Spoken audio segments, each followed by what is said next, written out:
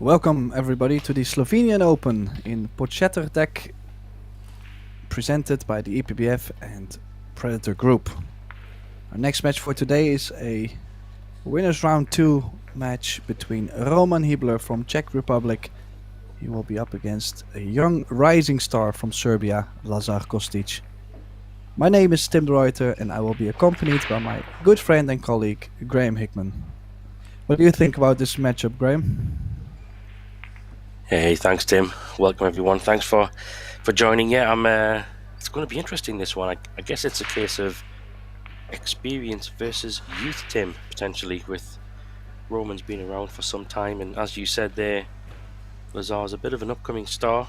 He's won a few medals in the European Championships, and he's for sure a dangerous player. And I think, Tim, they both came through their first round matches 8-7, so they've had a bit of a battle in the early rounds. Well, that shows us that this match might be closer than we think. Now, it is 8-ball, race to 8, 2 breaks each. Let's see what Kostic can do on his first 2 breaks. What do we have, Graham? Yeah, it was a pretty good break. A nice solid hit, makes a ball. Table already at first glance, Tim, looks pretty wide open. He has got a choice of either solids or stripes. They all seem potable. Personal preference, he could probably take this 2-ball and work his way down the table in solids. I think Tim is looking like his choice. Yeah, I mean, I do like the solids a little bit more. I would have liked to get on the 5-ball directly though, and then to stay down table with the other 4 solids. If you take the stripes, the 11-ball is easy to get the wrong angle on, and from there, you know, you might have to bump into the 8 or drop below the 8, and that's exactly not what you want to do. But I think... Ooh. Okay, interesting. Sorry, maybe he was trying to get it for the 5, maybe, Tim, I don't know. Yeah, I think I'm on the same page as you. I'm just a little bit surprised he has to take on the 6. He's not on the 1. 5-ball is a little bit awkward, big angle.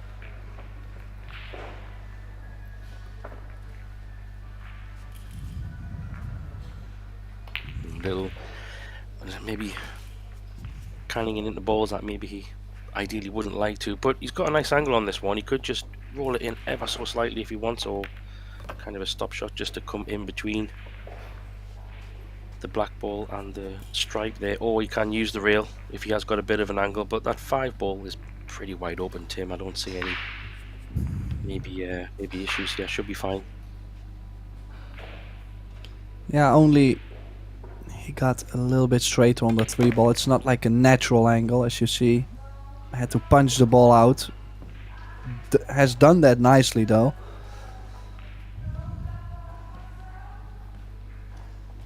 I think with the table being so wide open, there's quite a lot of space in that middle part of the table, so he did have plenty of room for error. I like what you said at the beginning, Tim. Could have taken that 5 earlier on in the run out, but it worked out pretty well, and pretty quick rack here to get 1 on the board. Well, I would also say we have 2 different styles here. I think Kostic is a little bit more fluent. Now, that doesn't mean Hibler is slow. I'm more saying Hibler is very methodical, to where I think Kostic plays a little bit more like a rotational player, looks for a little bit of rhythm around the table. So definitely 2 different styles. And yeah, I mean, I'm not gonna say one is better than the other one. I think it's always nice to see 2 different styles going at it.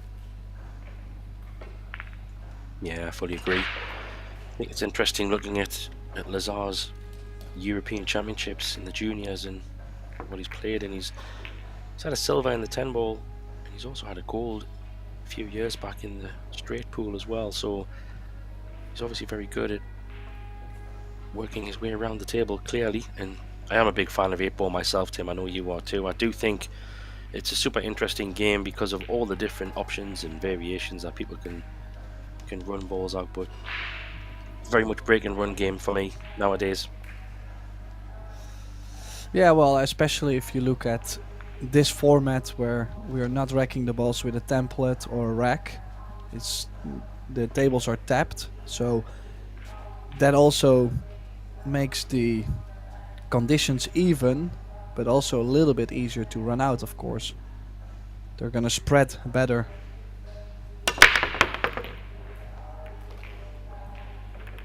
A little bit of trouble. Not the best break. A little bit off this time, not full in the face. And both wing balls tracking too high. Yeah, I think the hit seemed to be pretty okay, but maybe hit it a little bit off where he needs to. But good chance for Roman here, and I think, yeah, there's a couple of problem balls.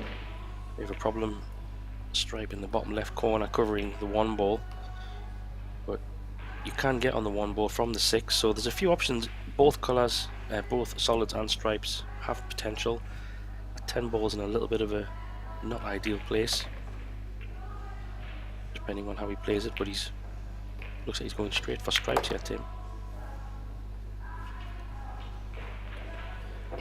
Well, you can use the 9 to drop underneath the 8 for the 10, and then because you're so near the 8, you have plenty of options what to do on the 10. So kinda like the stripes, just because the 7 ball could be tricky if you go for solids.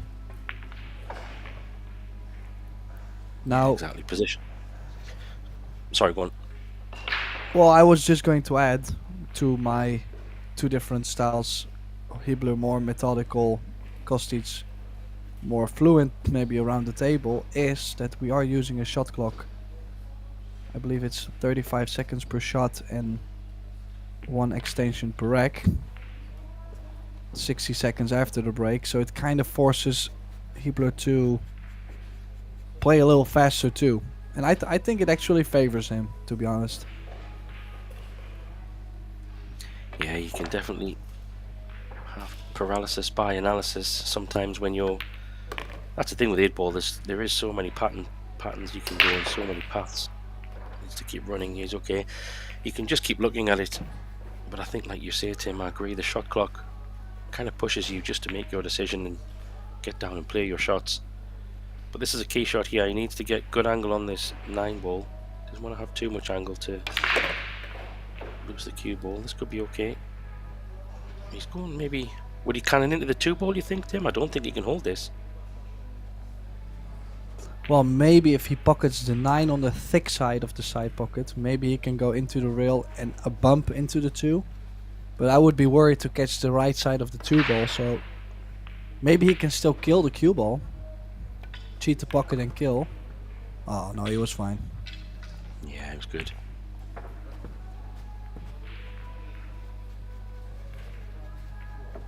Now possibly the 8 in the top left corner.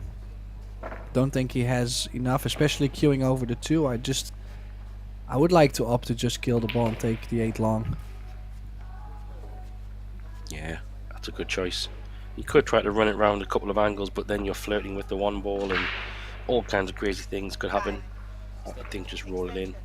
Maybe use 1 cushion. Just bounce off the bottom rail and play the 8 in the top, like you said.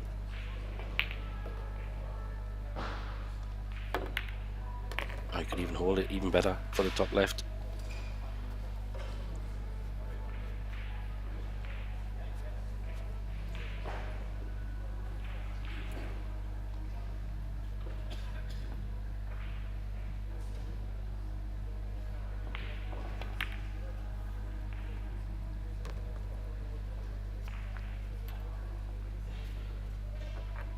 Yeah, so it is Roman Hibbler who takes a second game, second rack here, steals 1 already from Kostic, and he does have 2 more breaks coming up, so Kostic could be looking at a 3-1 scoreline, 2 games down, if Hibbler plays perfect on his 2 breaks.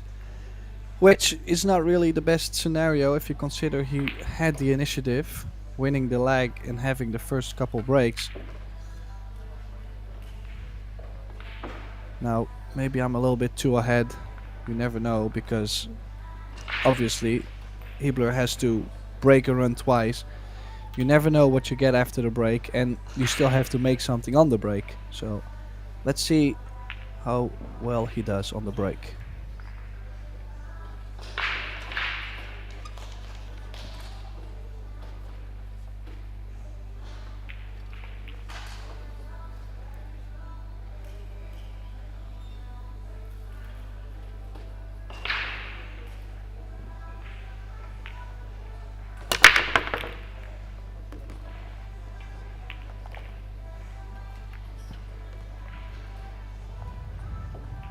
Oh, great break.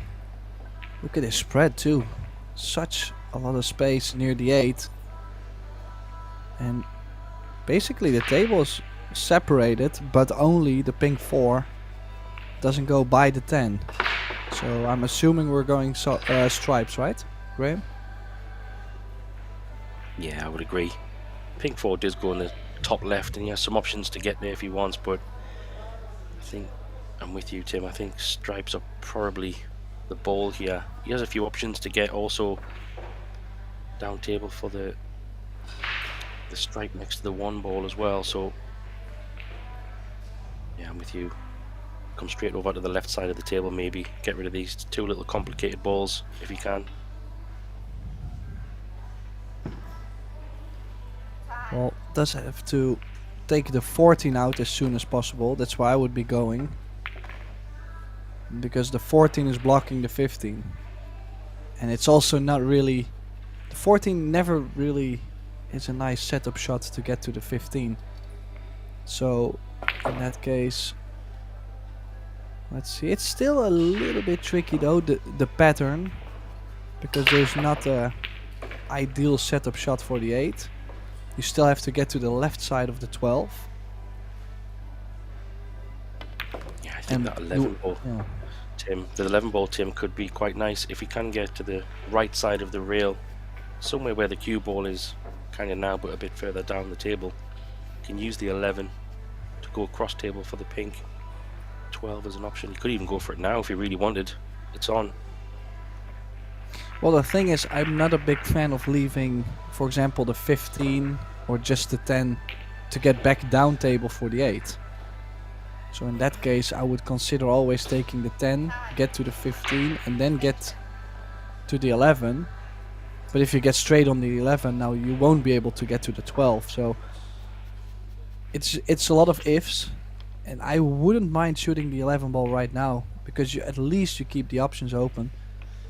But as you see, even though it was wide open, it's not a guaranteed run out. Like, there is some work to be done. Yeah, he does have plenty of space on the left side of this table though, so he's played that pretty well. And there is a few gaps here. He could try and punch this cue ball over to the right side of the table, Tim. Give himself that best chance on the 10 to come over for the 15. He could go either way, but I'd probably play to the right side of the table first and then move over to the left side for the 15 last.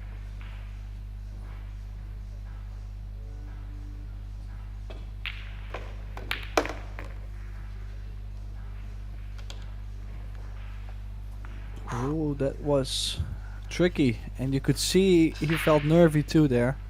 For a second he thought the cue ball was going to get behind the 8. It's just okay though, he's not out of the woods yet. Could land with a weird angle on the 15.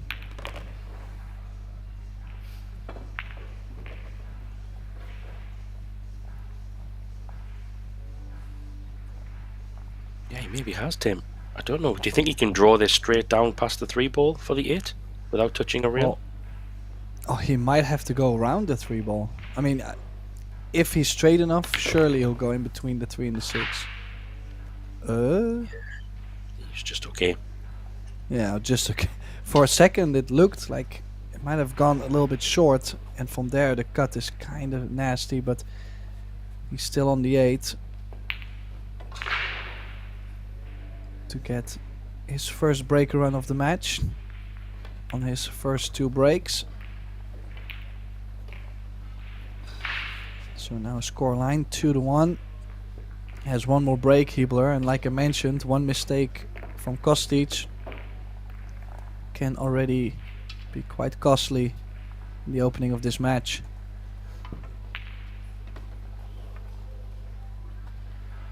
Yeah, it was a good run out. Considered break, like you said, seemed to be pretty open, but sometimes they can be a little bit awkward. Cue ball travelled quite some distance around the table there on that one. Wasn't many stop shots or easy little positional shots. It was a little bit of work, but he made it work. Yeah, 8-ball can be so funny. Sometimes you break them and it feels like you only have to tap the cue ball forward, like literally a ball or two every shot. It's like tap, tap, tap. And sometimes you have to go around the table maybe 4 times to get it done. It's, yeah, you cannot really dictate where the balls land or, well, what you have to do on the table after the break. You can only break them as good as you can. But it's the magic of the balls.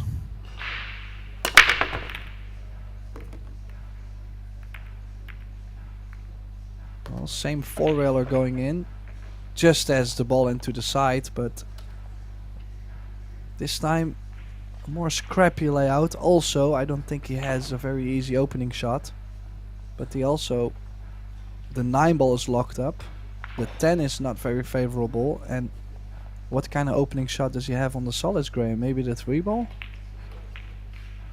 Yeah, maybe he might be forced into taking the long stripe. Maybe playing a really aggressive shot. You could try to draw it and open the 9-ball straight away. It's very aggressive, Tim, but it's kind of there. I don't see any other shot, if I'm honest. Unless he cuts this 6-ball in, maybe.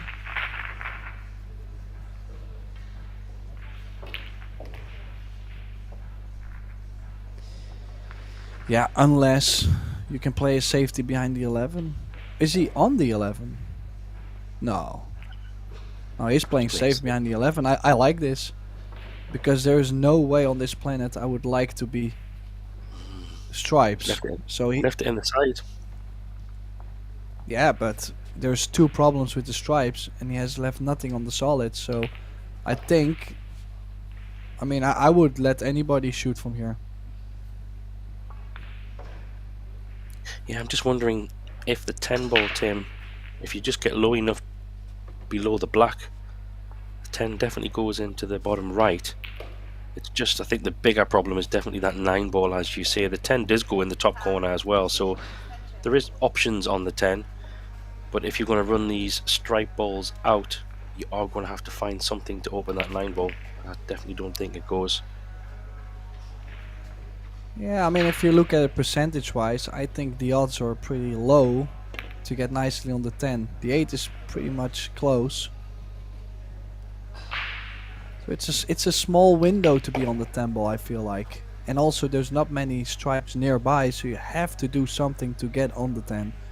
So that's already some difficulty. And then the 9. So basically the safety, I think it worked really well for Roman, because now he has a comfortable 6-ball to start with. He can get... Ooh. Would have liked to go way further and be able to either take the 7 or the 5 out. Yeah, I still think he can, but it's not ideal. He does have some safety balls there. If he does want to play the 5, he might have to come back for that, Tim. Maybe come back around.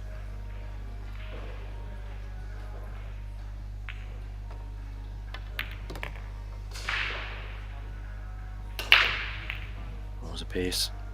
It's not good. 2-ball is the only option maybe here. Canning it into the 10-ball.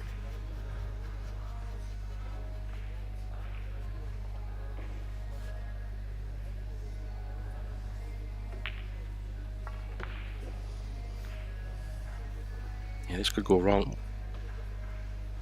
Yeah, just gotta be careful. The 10 might run into the 4 or even block the 4.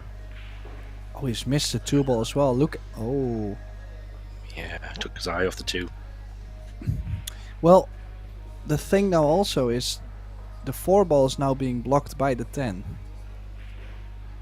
Now sure, he can go aggressive, play the 10 and draw into the 9 and hopefully things open up nicely. But if they don't, You basically helped Roman out a bit. So yeah, it's a funny one. Like I might almost play safe, like cut the 11 ball to the top right corner, leave it there, and leave the cue ball on the top short rail. But oh, that was unlucky. I like that shot, to be honest, Tim, because the two stripes in the center of the table did go in the side. So I think the percentage of hitting into the 9 was a good option, but hasn't worked out. Does he have an angle on the 12 here? Can he punch this over? Well, I don't know where to punch it over. I think the 3 ball is always going to be in the way. Yeah, I don't know if he could just miss it. Well, you can take the 15 and then leave yourself an angle on the 11 to the top right to draw into the 9, but he is starting to get to the point where the 9 is going to be his last shot. And look at the 8, by the way. I think the 8 is also blocked to either corner on the bottom. Yeah, it's a good call. But like you say, he's putting all his eggs in one basket here. He's trying to leave an angle to make something happen. Looks a bit straight for me. Can he go over the top short rail, maybe 2 rails into it? I mean, it's difficult to see for us the exact angle he has, but it looks like it's slightly to the right. Needs a big topspin, big follow through, and then still needs to get a result on the 9, and then something to get on the 8. He's looking for trouble, I feel like. Yeah, I agree. I think it all came down to that shot that you called earlier, Tim, when he tried to open the 9 on his first shot. So yeah, maybe that's why he's opted for a safety, but it's not a good one, Tim. I mean, he has left. I don't understand what he's played there. What do you think he's played there? I think he kind of rushed it too because of the shot clock.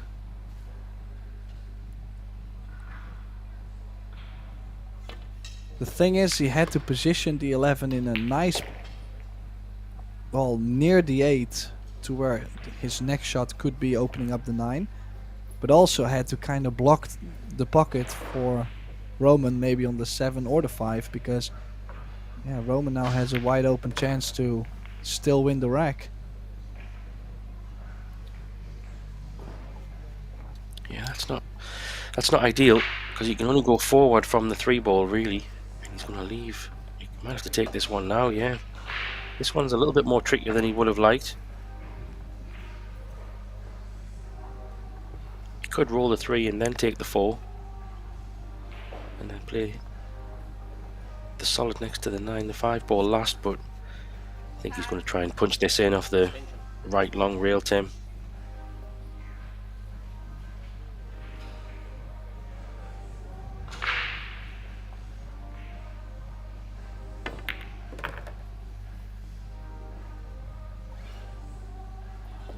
Yeah, it's good. It's okay. Yeah, Choices. he might still take the 3 ball on. Does have a pretty big window on the bottom side of the 8 as well, so that's the thing too. Whenever you leave the table with 1 or 2 stripes left for your opponent, you just give so much space on the table. Like, okay, he's playing the 4. I like this actually too. I don't think you can go wrong either way. I think it's just if you are low. Yeah, a bit low on the 3 means you have to travel the cue ball maybe up table if you want to go around. Things can go wrong. You've got to judge the pace a little bit more, but like you said, Tim, he's got so much space. He can just play this off 2 rails, draw it into the... Well, he's a bit straight maybe, so I have to punch this, or he's just going to hold it. Smart shot. Keep it simple.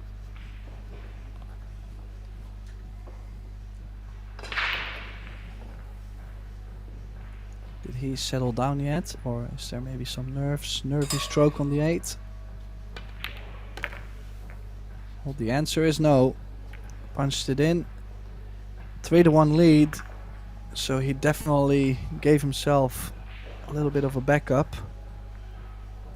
It will be Kostic breaking the next 2 though, so Kostic has a chance to tie the score once again, but has lost the initiative a bit. Yeah, definitely. And if you remember, his last break wasn't ideal. so he needs to find a break, give himself the best chance. But I think that safety play was really the big, even though Roman did leave a shot on the stripe in the side, yeah, Kostic did miss it by some way. So breaks coming in now are super critical. Doesn't want to let the gap get too big, especially with 8-ball. You can quite easily sit in your chair. Let's see. Trying to get 2 balls in the side if he can. No, only got 1 in the top. So he does get a ball.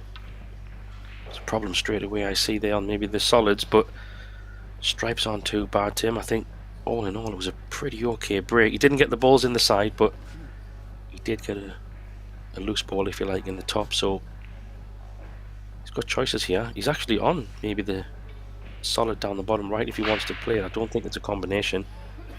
He might be forced into stripes here just because of the 4-ball. What do you think, Tim?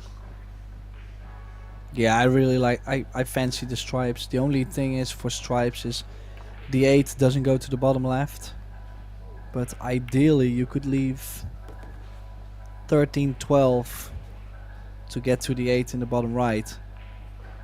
So it just really depends. As you can see, we've got plenty more action to come. We've got 1 more round for tonight. Great matches, both of them. So make sure to stay tuned. Now, I would say the 14 does go to the top right. Right? Yeah, I think so. From the break it looked quite wide open, to be honest. I think he's going to try and get rid of this 9-ball straight away, which is probably a smart choice, and then he's going to leave that 12 on the side rail for the 8-ball, Tim. Like you said, it doesn't go in the bottom left, but that's a great connector for the 8-ball in the bottom right, Tim? I think that's a smart choice to leave that 12 till the end.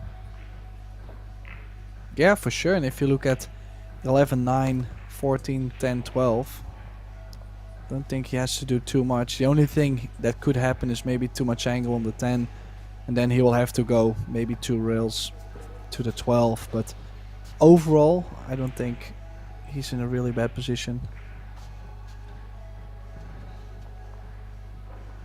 Yeah, key shot here. There's plenty of space in up the middle of the table. So this key shot's coming up, like you said, Tim, all about getting a good angle on this 10. It's pretty close to the pocket, so maybe a stop shot might even work fine. Hard to tell from this angle, but there. Maybe pull it back ever so slightly, but you could just keep the cue ball around where it is, I think. A little bit further back. Yeah, that'll work.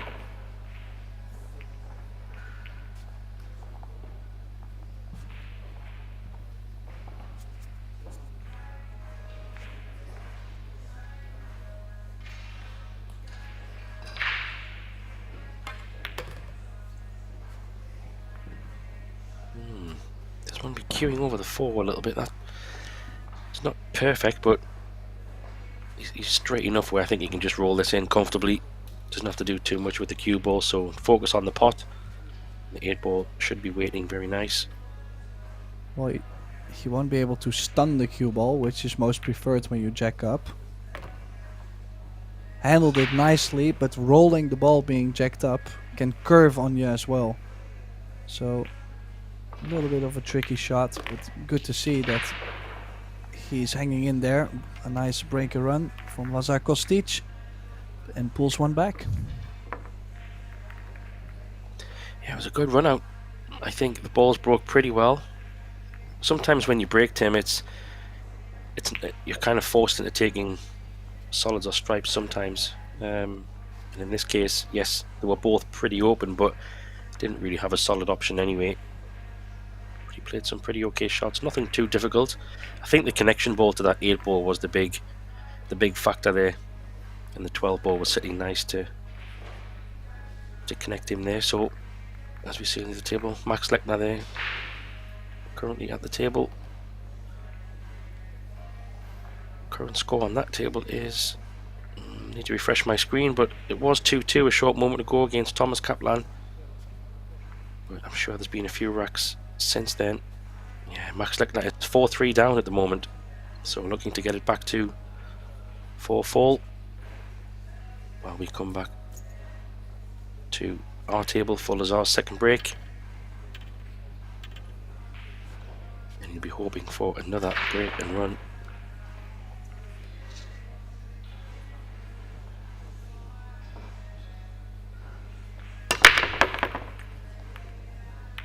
Still can't find those balls on the side.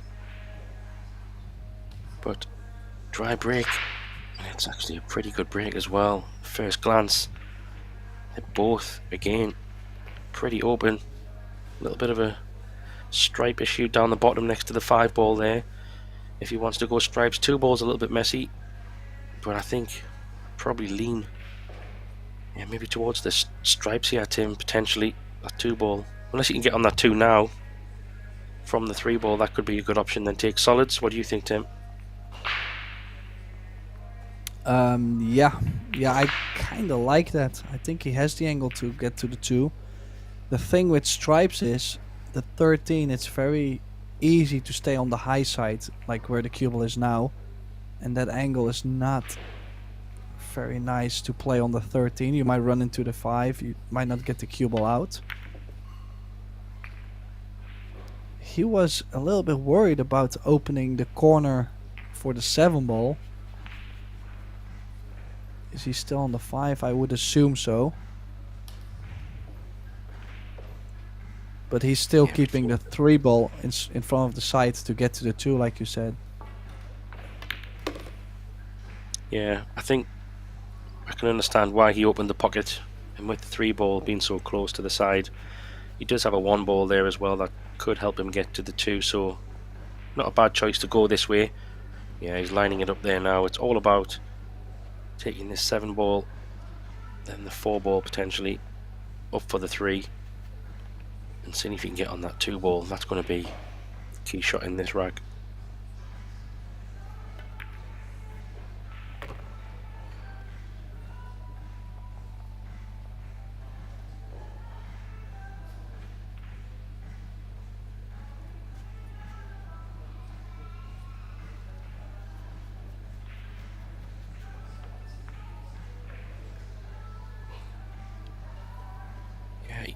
It's important, this shot now. He needs to make sure he gets the right angle. He could even play the 3 ball in the top left, but risky with the side pocket. So I think he's landed pretty good here, Tim.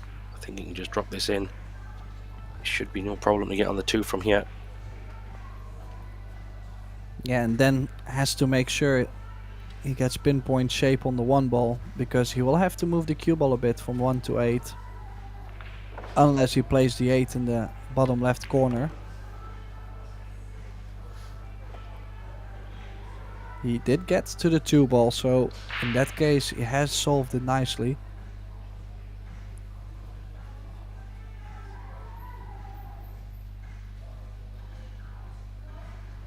Yeah, there's still a bit of space also to get to the 1, so he's got options here, and I do like coming off the, depending on his angle, I like what you said, Tim. Maybe play it easy, come off the short rail, kind of back down to where the cue ball is now, and try and play that 8 in the bottom. Unless he can get it down for the side. Yeah, he could. Goodness me, flirting with danger there.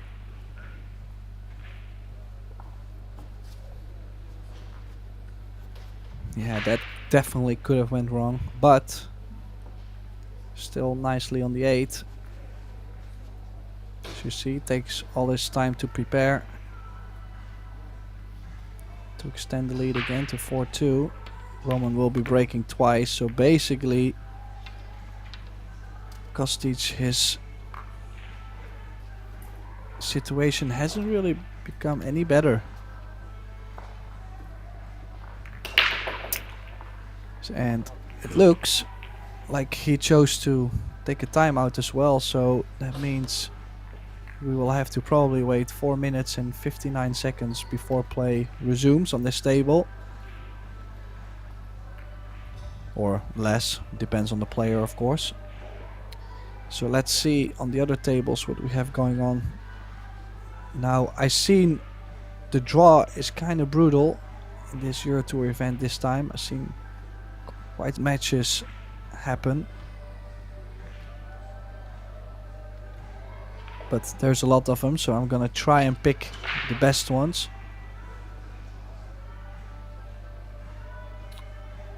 Well, of course, it's Maximilian Lechner and Thomas Kaplan. Classic Thomas Kaplan has been around for so many years. They're tied at 4, so that's a good match. Also, Hubert Lopotko and Macias Erkul. Lopotko 5-3 up, close match as well. Later on, like you could see earlier, we have young Dutchman, World Junior Champion Mika van Berkel. He's up against Albin Ushan, so that's going to be an interesting match.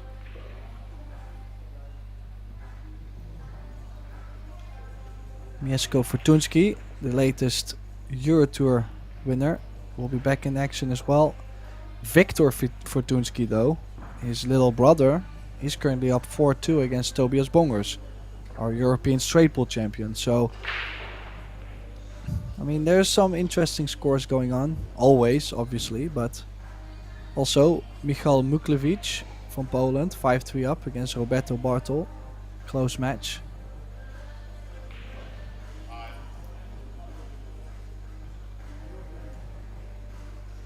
Yeah, we will have to wait like an hour-ish to see the other 2 matches, as you can see on the screen. I think those will be a pleasure to watch, so make sure you get the snacks and a drink.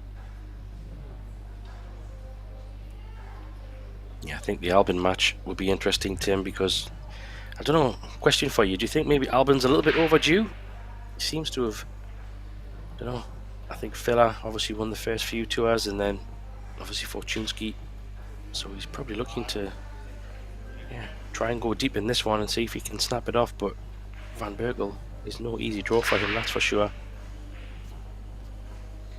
Yeah, I mean, I think both matches will be fine. I mean, Simon Kural, also a former World Junior Champion, against Silanchevas, a younger player from Lithuania who has been playing a lot of big events and is growing real fast, putting a lot of time in. So that could be a very interesting match. I think he plays in the under 23 division. And then, like you said, Ushan, I mean, is he overdue? You know, it's always going to be tough playing Ushan, and Mika will have to play a strong match. So I think both matches will be definitely a treat to watch. But we first have a great match on our hands here in the Kamui Slovenian Open. Roman Hiebler is about to break off the next 2 breaks, next 2 racks. He's leading 4-2. He's definitely trying to lead 6-2 after these 2 breaks, but it's not as easy as it sounds.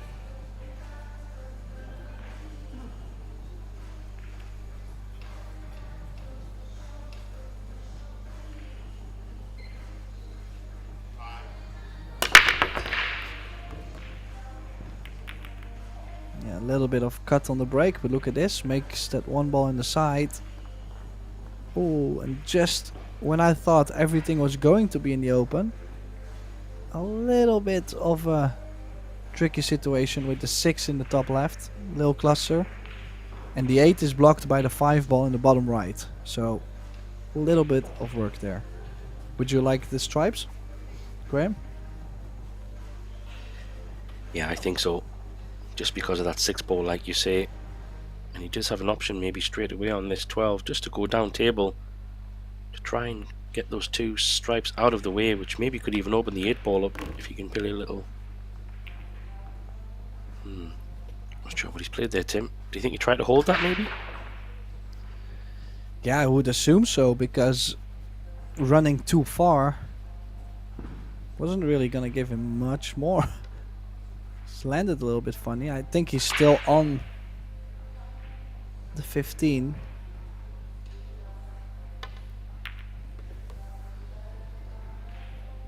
Oh, managed nicely not to bump the 6. Could have bumped the 6 in between, and that would have been trouble.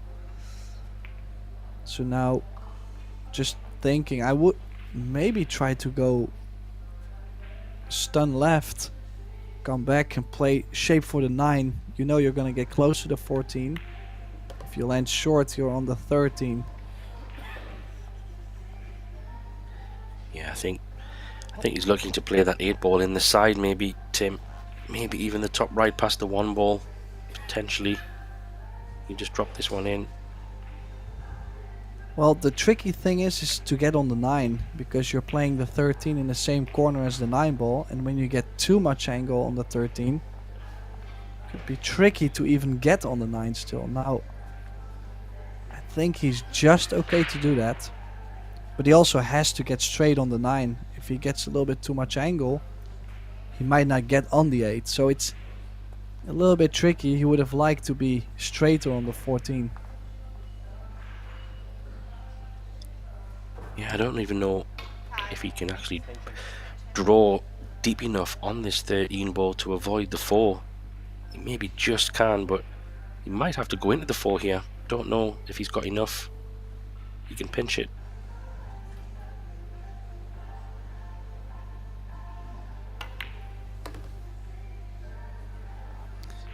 He's got a choice now, Tim.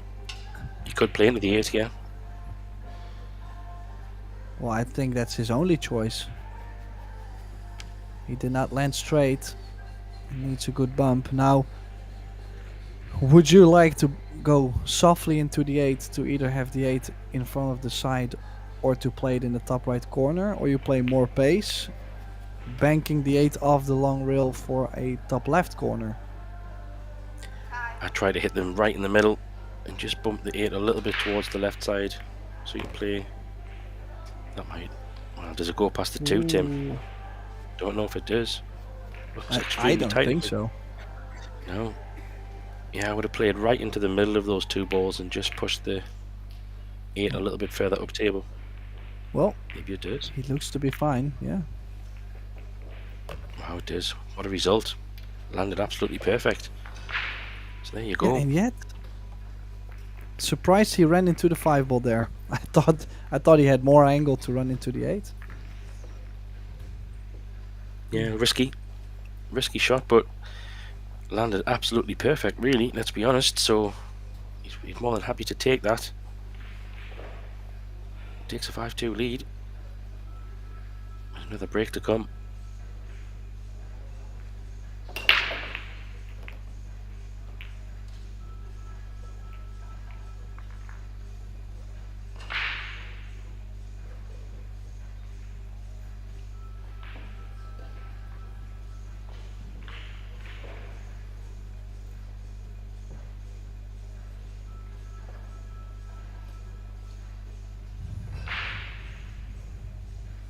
Yeah, slowly starting to run away with the match, Roman Hiebler. Now 5-2 in this race to 8. But we both know in 8 ball there's so many things that can still happen. Anything can happen in 8 ball, I feel like sometimes. It's just horrendous. Yeah, the tides can definitely turn, that's for sure. Just there a moment ago you saw Max picking the cue ball out of the side pocket. He was 4-3 down, he's now 5-4 up with the ball in hand, so looks like he's turning the tide there. But Roman will be not wanting the tide to turn here. It's a good break. Lost the cue ball a little bit, however did make a ball in the side, and I think he will be taking solids here, Tim, because I don't think he has a stripe either option anyway. So it's all about maybe that 2 ball and 4 ball here. A little bit of a problem. I think the 2 does go in the side, but that 4 ball is not ideal where it's sitting right now, Tim.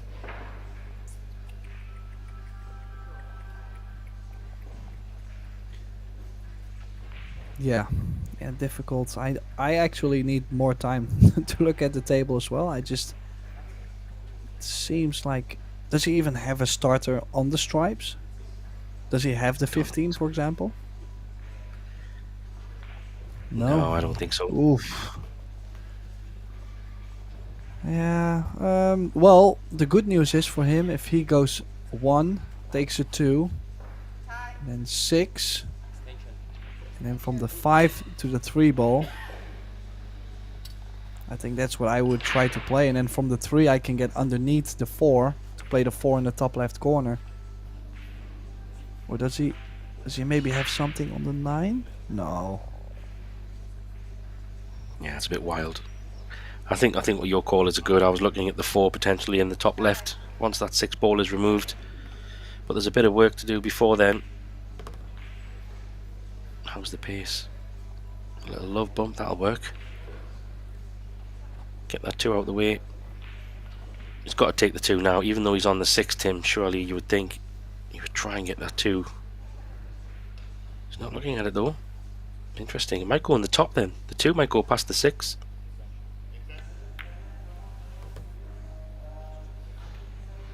Well, it might go past the 6, but maybe not past the 9. Sorry, past the 9. Past the 9. Past the 9 is what I meant. It must go past the 9, because surely you would have taken the 2 there from where you were. I would have thought so anyway. Yeah, I'm assuming, because either that or he's going to play into the 12 ball here, but it looked like he's looking to go underneath the 9. Yeah. I don't even know why exactly he was going that way. Like, was he trying to leave himself a big cut on the 3 ball? Like, yeah, I don't know. Interesting. Just interesting. Yeah.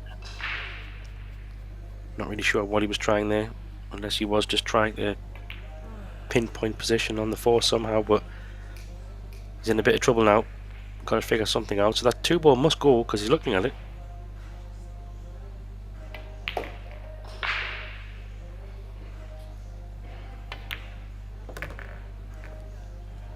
Oh, look at this. He caught the side pocket point, and that gave him the shape on the 3 ball. Can you believe what just happened there?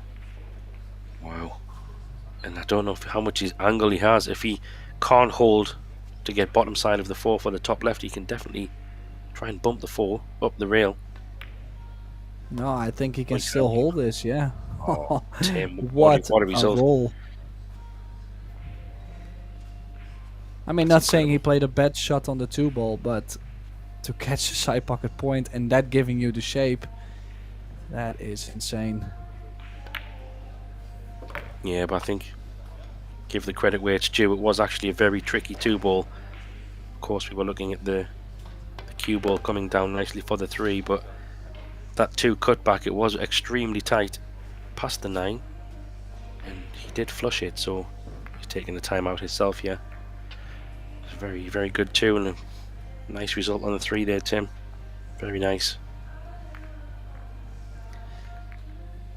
Yeah, all the pressure on Kostic, and it looked like now Hibler is taking the break, just probably to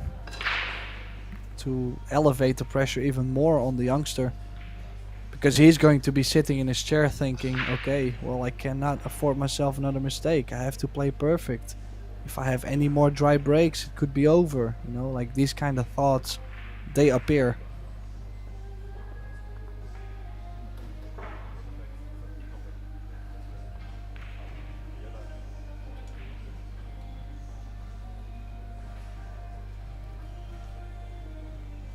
So, as we are waiting for Roman Hibler to come back, I guess Graham and me, we're gonna take a slight little break as well. But I promise we'll be right back with the remainder of this winner round 2 match.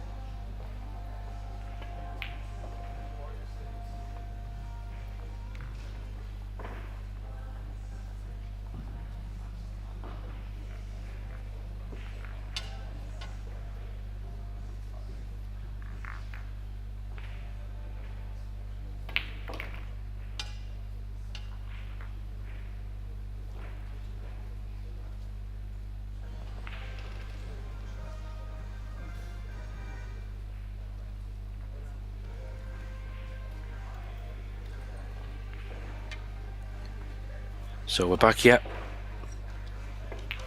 Kostic 6-2 down.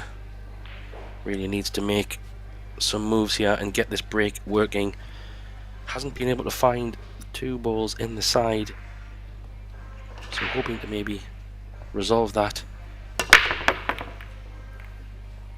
No, still not. So yeah, a bit of frustration there. He's thinking what's going on, but another dry break. But this table is not looking pretty. Well, it could be a fatal dry break though, because I kind of feel like if Roman can get this rack done, I think Kostic might collapse a bit. Just from the inside, confidence-wise. I think he's had too many blows. But like you mentioned, let's see if he can close out this rack, because I might even opt to pot 1 stripe and play safe. Like, I would rather not start this run out. Yeah, it's not a good table at all. I do kind of like the solid option just because you can get rid of this 7 and 6 straight away. And even though there's a little bit of a 2 ball, 5 ball, 4 ball, a little bit of a problem on the left side there in the corner, I do think one good shot here could maybe open stuff up. He's just looking for an angle on this 1 ball maybe. And then, yeah, see what he can make work, because if he can pot the 1, Tim, and leave a nice angle maybe on the 2 also in the possible side, he might be able to bump the 4 out and have options. So there is options here. He's just got to play a couple of good shots, I think. Yeah, different option I had was to leave a nice angle on the 2, run it so firm into the 5 ball that the 5 might open up the 4 and the 10, and then the 3 ball near. Yeah, good call. Like I say, there's a few options here. Oh, is he going to be too straight? I think he is.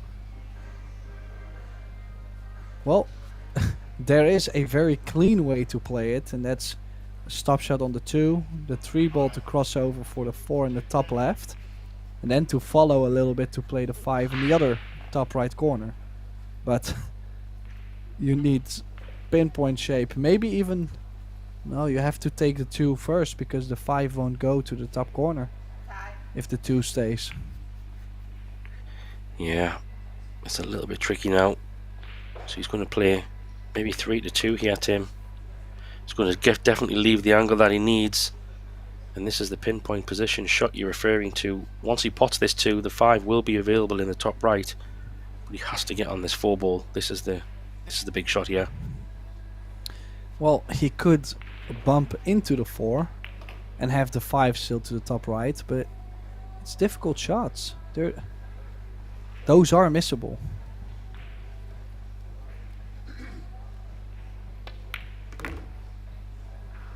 Oh, Tim.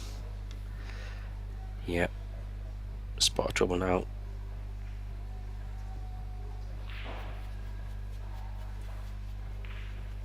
Well, he's looking like, does that 5 go past the 8 ball in the top left corner? So he might still have a half chance here of potting this 4 and trying to get on the 5.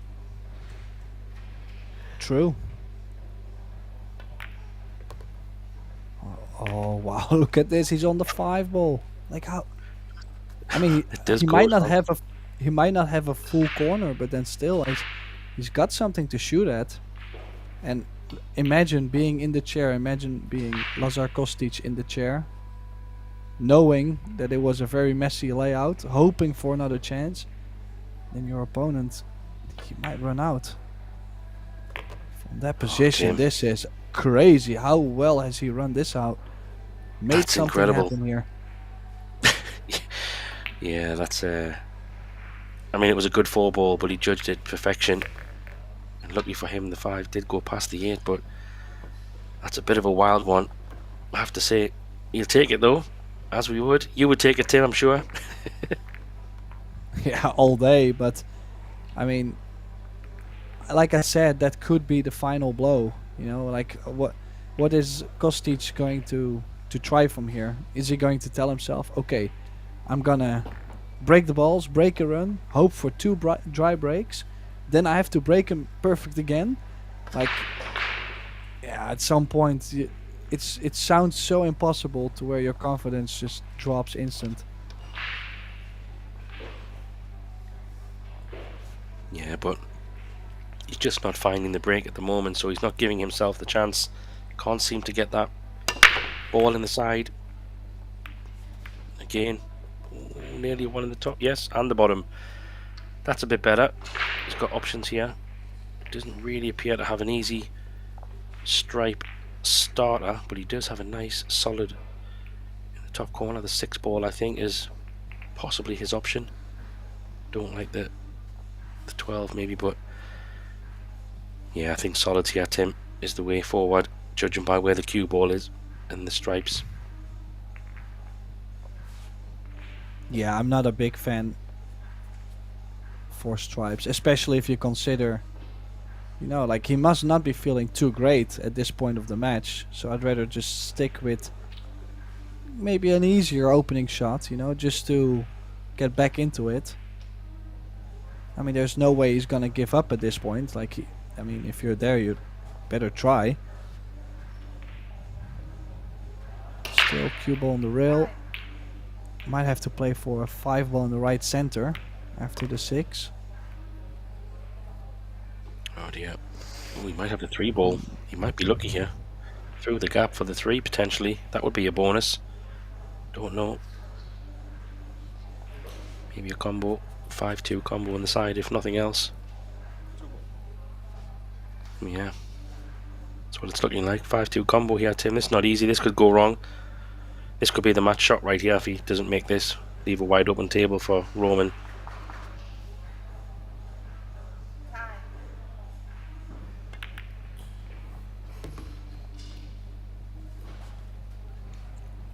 Yeah, it was a good shot. A lot more trickier than it looked.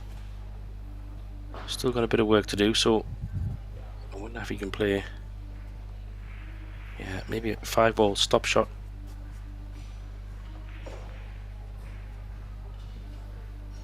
Top left corner first, then the side. Come down for the 3 and the 4.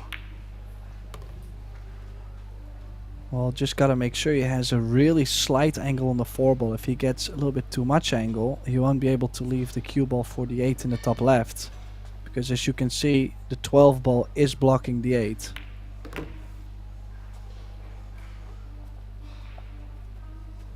And the 8 also doesn't go in the top right, so he doesn't have too many options. Really has to make sure he doesn't run too far on this 3 to 4. I think he might have went a little far. Can he still kill the cue ball in between the 9 or the 10, or is he gonna have to move it more? Yeah, it's a good call. I don't know. He might be able to come under the 9, maybe, just. Not sure. That's what he's tried. Oof. Squeezed it.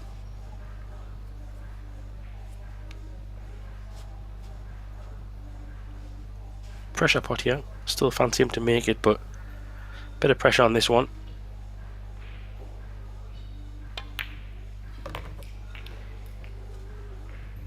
Well, he does pull one back, at least to break a run at the end, but is that break a run going to be enough? Is he going to be able to stick in this match? We are going to find out. Roman Hiebler has 2 breaks.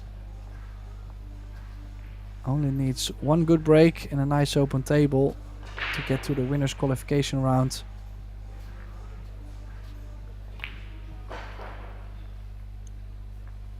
Yeah, pretty good. Max Lechner's also on the hill. 7-5 up on the other table. He's looking to also make it through to the winner's qualification, but Roman has 2 breaks to win this match here, Tim, so he'd be banking on trying to get one of them as a break and run, you would hope for. That's in his mind.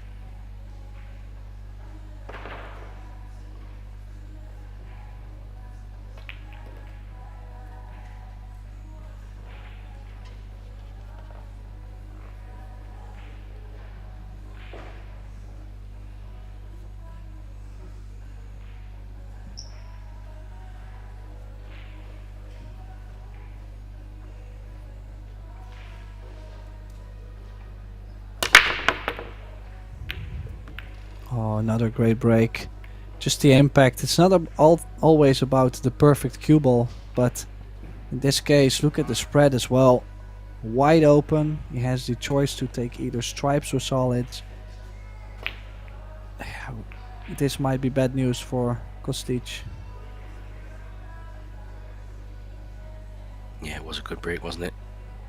I think, like you say, he's got options really. 10 balls probably maybe something for him to think about if he was going to take solid stripes. Sorry, probably want to get that 10 out the way next after taking this one in the top right corner. Try and get rid of that 10 ball. Yeah, that's probably. I think it's interesting. Yeah. Like, I was considering the solids, because what ball is he going to use to get to the 8? But in some way, he's really not thinking too much about it. He probably feels like whatever he gets on the 9 or the 11 is going to bring him to the 8. Yeah, I think 8 in the top left, Tim. That's what I'm thinking he's looking at. He's not even going to flirt with going above. I think if you were taking solids, it would probably be really down to where the black ball is, but he's already made his mind up. He wants to play the 8 in the top left. I believe that'll be his target.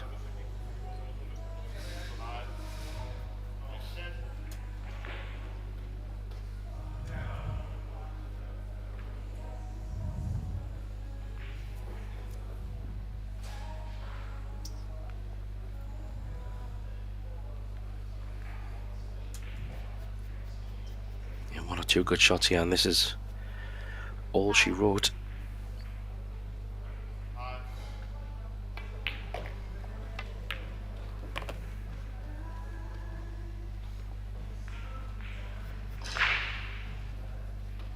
Smart shot. Just a little drawback to him, maybe. Just to leave a bit of angle on the 9 ball. Trying to come back on the same line where the cue ball is now after the 9 ball would be perfectly fine. Pop this one and then have just a little bit of an off straight remaining stripe. He needs it to bounce a bit. Not sure if you can get close to this. Have to. Yeah, it doesn't have to do too much. Doesn't have to do too much. Yeah. Just would have been nice to be a little bit closer. Gonna have to stretch a little bit on this over the solid on the bottom rail, but shouldn't be a problem.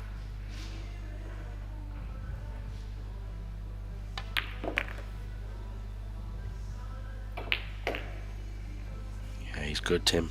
Just drop this in. Even you could even screw it in on the rail. He might just be able to hold this fine if he wants to get closer, or he can drag it in. Personal preference.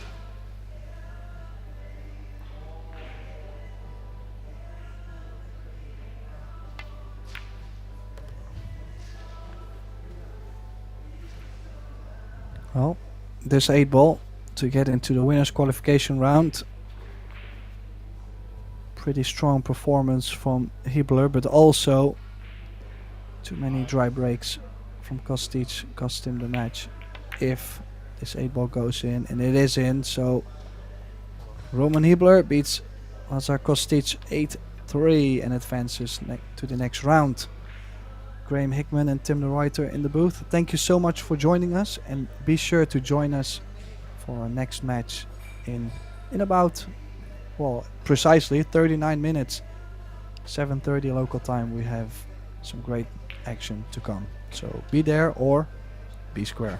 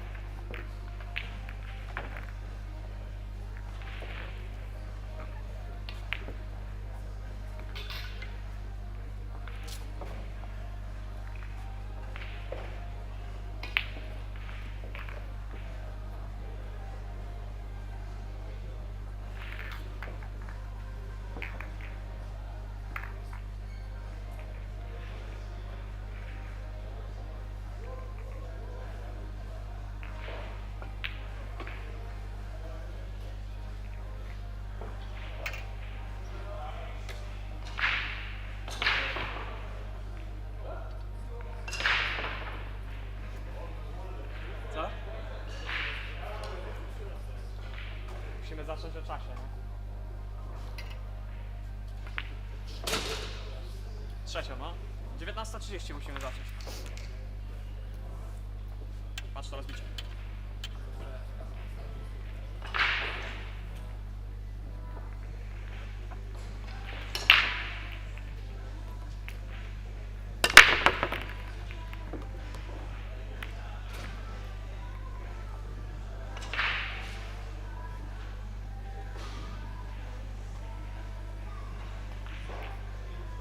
Powiedz, że jeszcze jest, na tym stole jest jakieś 5-3, proszę. Ho, ho, ho.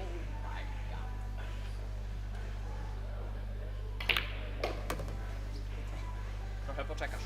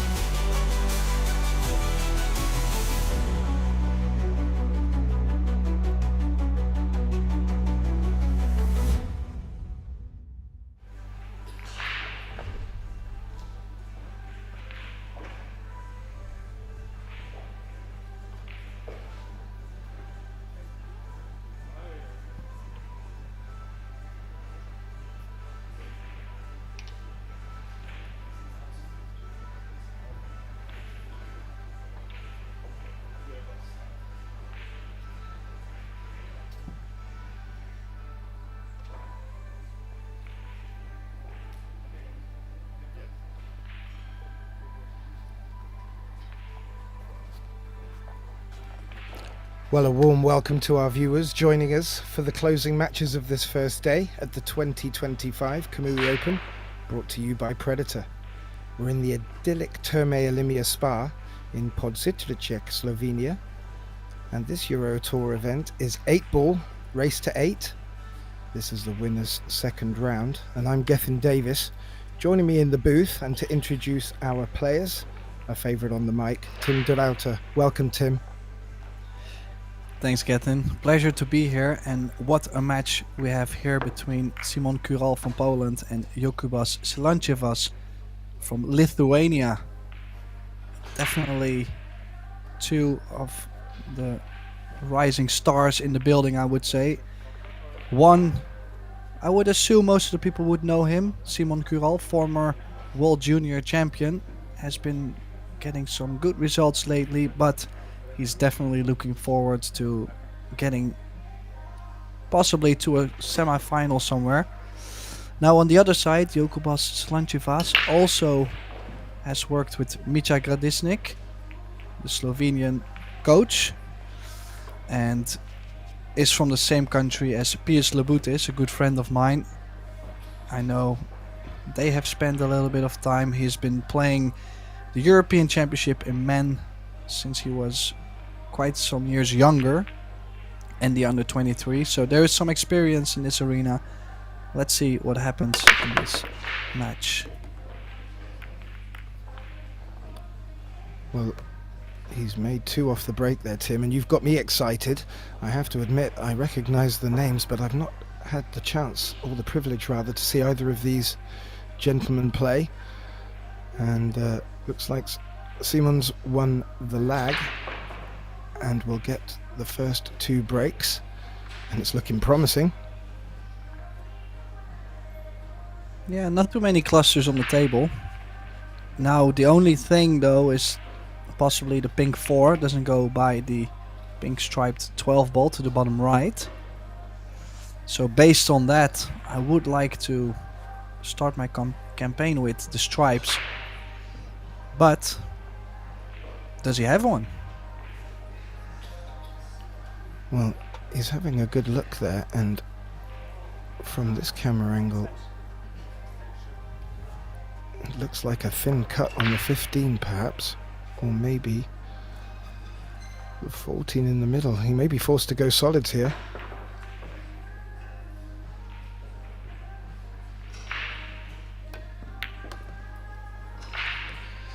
Which is not the most horrible layout, but like I mentioned, has to drop to the right side of the 4 ball, or the 4 all the way into the top right corner.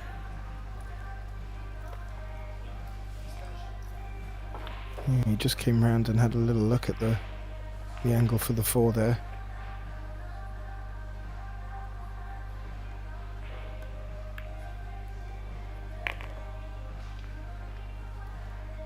Delicately done.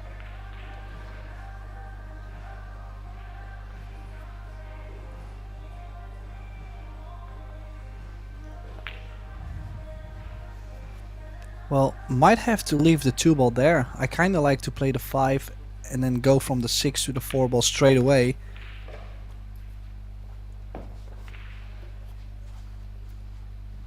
Yeah, how's your angle here?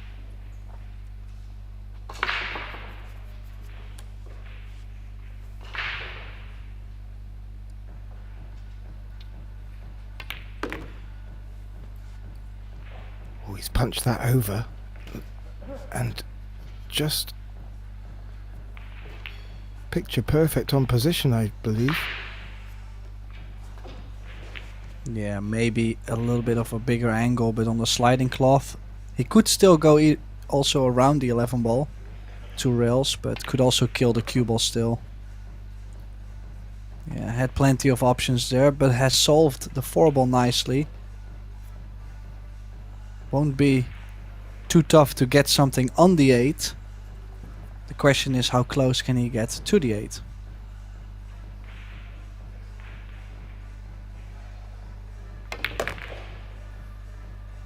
He's forced it round the 2 cushions and has got quite close to it. You fancy him from here?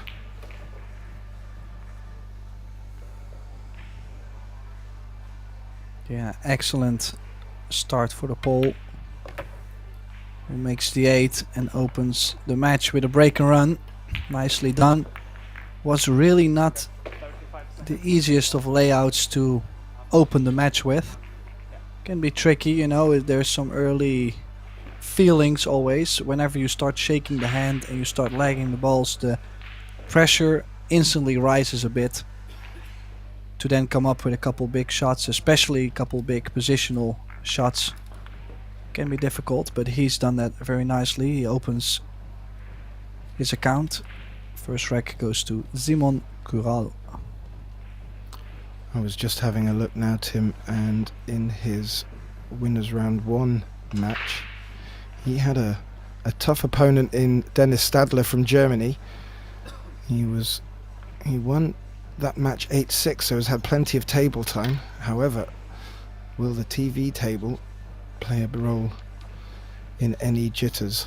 I very much doubt it. Well, I have to say most of these players are so used to the Eurotour format.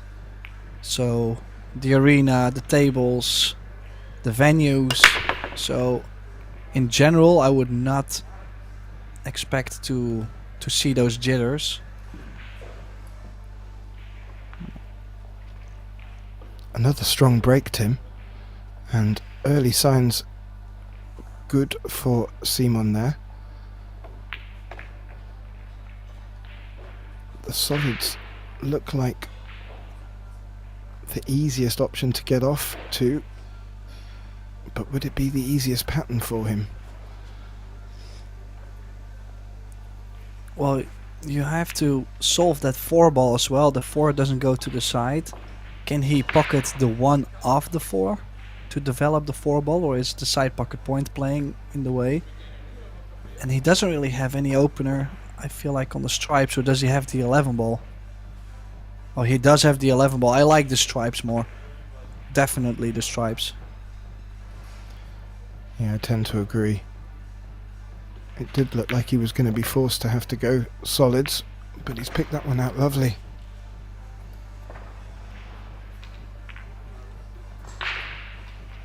Well, did not have to play to the 12 ball. Had the 13 to lay up for the 12, but I think that's his only shot here now. Get him.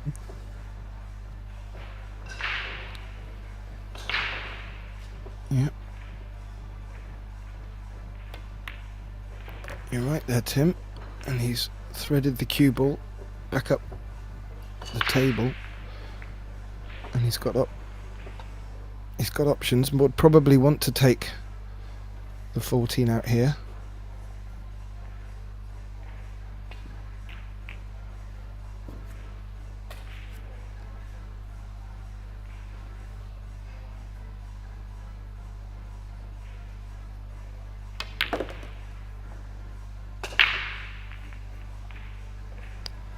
Ooh.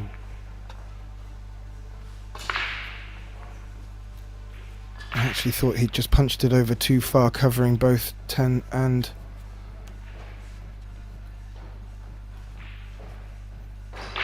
13.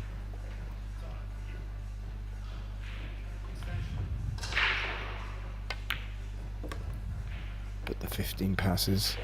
He's looking very strong out the gates here, Tim.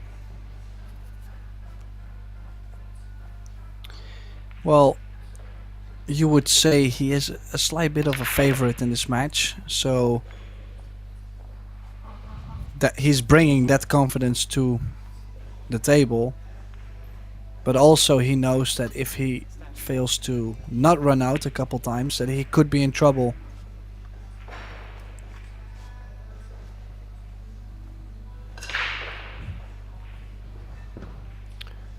Jokubas says not got to the table yet, so sadly has just been a spectator so far. However, after this rack he will get the next 2 breaks, and as we've been spotting through this and similar tournaments, it can help shift momentum, but this is the dream start for Simon.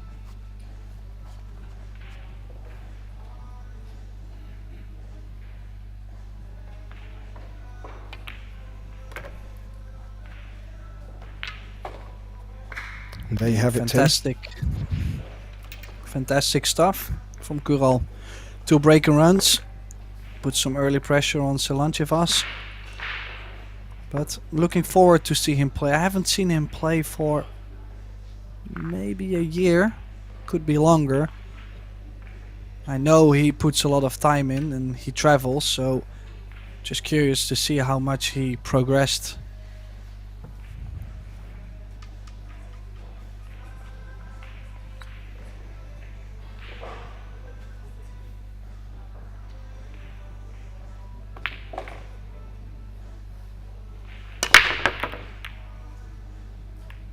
Oh, nice break. None of the standard balls going in, but does make one in the top corner. Cue ball got an extra bump and did land a little bit far away from an easy shot, I would say. Maybe use the 13 as an opener. Yeah, it was a very strong break, and that cue ball did take a big knock, bringing it down here. He does have the 7 as an easy starter if he chose to go solids, but he was certainly looking to go down quick on this ball into the middle, the stripe into the middle pocket, so he's taking his time and walking around. That's not a bad thing to do.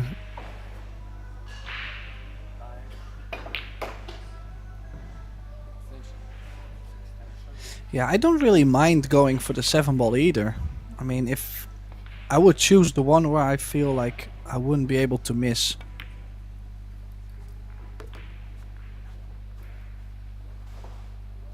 Oh, that nudge. Did that nudge block the 15 ball now? I think the 15 still slides by the 10, because that would be the plan, I would say. Possibly 11-9, get rid of the 15-10. I'm not too worried about the 2 stripes on the top side of the table.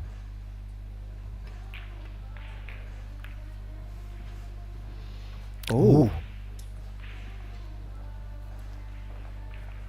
Yeah, I felt like he jumped up a little bit. He struck the ball and he was already trying to catch the bus on the meantime. Yeah, and the cue ball didn't exactly fall in a promising position for him to continue either, so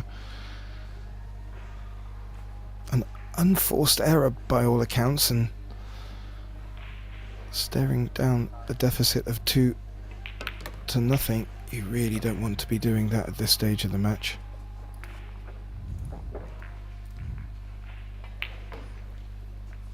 Yeah, now it will be interesting to see, is he going to play a very difficult 2 ball in the right center? I think it's quite the cut.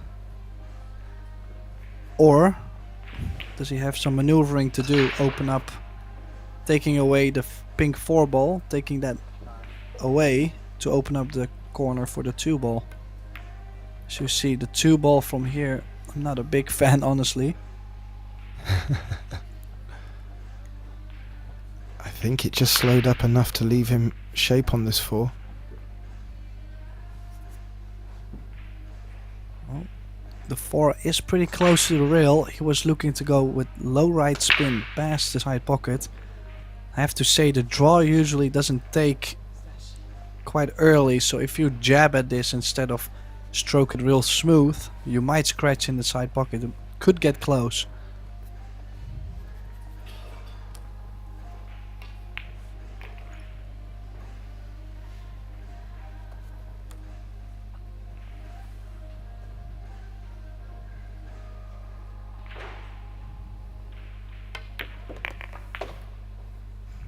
Could get close. Mystic Meg Tim de Router. You were right, and the cloth isn't picking it, as it will do later on in this tournament. And a gift back for your Cubus. This could be what he needs just to get his arm settled in the game. Yeah, like I mentioned, some players struggle to get the first game on the board, you know, and whenever they get the first game, that's where the confidence starts to build. He is quick up, off and down on the shot.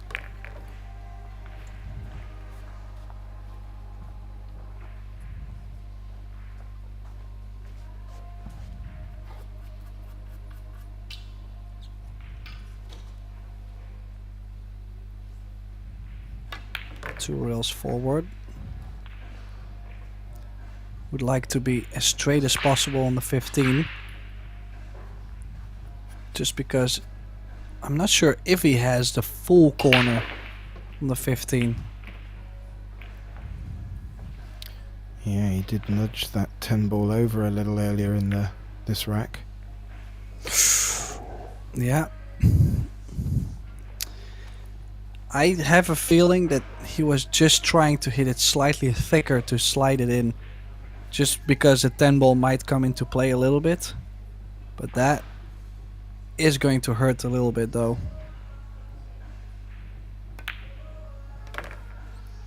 Yeah, and you did point that out earlier in the rack, Tim, when he did push that 10 over. Interesting that it did come into play the way it did. How costly will that mistake be though?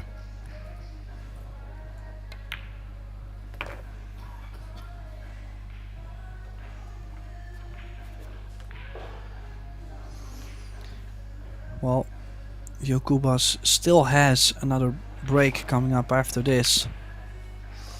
But things are not looking too great for a start for the Lithuanian, and that looked a little bit wide too. Look at Simoni. He thought he missed that as well. Whoa. Yeah, these pockets aren't that forgiving, Tim, and I have to say, you know, we've seen on the TV tables today and in our last events some very strong Polish players with Szewczak Wojciech and Mateusz Snegocki, and how many more Polish players are going to start rising up through the ranks? We could be in trouble, Tim. Well, don't forget the latest Eurotour winner, Mieszko Fortunski. Snegocki won a Eurotour. The only one that hasn't won a Eurotour is Szewczak, I believe. Kaplan has won Eurotours in the past. Yep. Now, I think he broke the balls excellent. The only thing is he broke them the same like last time. And he was relying on a wild ball to go, because this pace surely is not working on this table to get the two balls going to the sides. Yeah, that's really been the difference so far in the matches I've had the pleasure of commentating, Tim. Once they get the right balance of angle and power and start putting the wing balls, the two balls behind the king ball into the middle pockets, they really do run away, and it's only really when they have the unfortunate kisses with the cue ball do they ever find themselves in trouble. So he's going to need to work on that, Jokubas.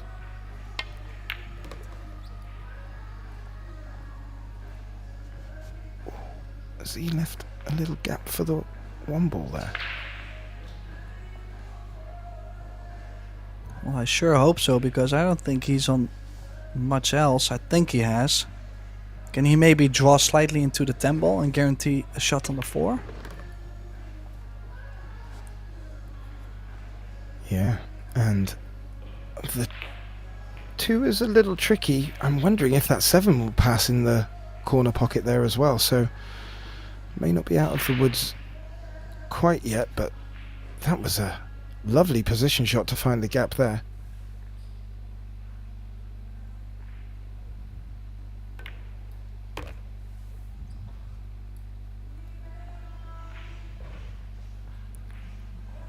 Yeah, taking the 2 out now, I think that's a good plan.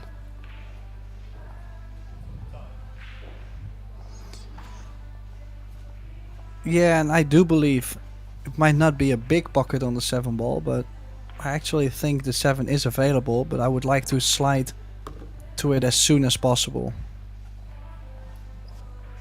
Like this. I think if he can cheat the pocket, he has the 6 to the side or maybe a cut on the 3 ball available. Doesn't look very big though. No, great camera angle, and he is got to be threading this through the eye of a needle, so Time. Slash. He pocket could. speed. He could maybe shoot the 7 into the right corner pocket knuckle into the jaw and then off the 13. Use the 13 to make the 7 because yeah, unless he wants to play a bank shot on the 7, I'm not a big fan of pocketing the 7 from the angle we just had. The only risk is if you shoot off the rail off the 13 is the 13 might move over to the 3 ball. Oh. Ah. Well, that's it. I'm surprised too because it looked like he really didn't like his chances there. Absolutely, Tim. I even thought he was looking at an angle off the 3 to come up around the back of it to put it in the same pocket as the 3. So either it was easier than it looked, or he just made it look that easy.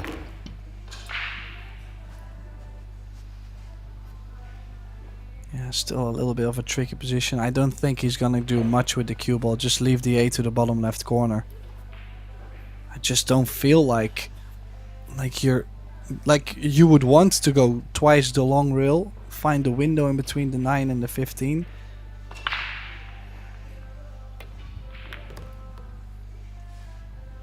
Needs it Yeah, to come across a bit more. I have no idea what he really tried to play there. Like this cut in the center, look at this cut. It's a steep one. And imagine cutting it to the corner. Corner. Yeah, probably would rather cut it to the corner though, to be honest, Tim. But that isn't an easy one at all.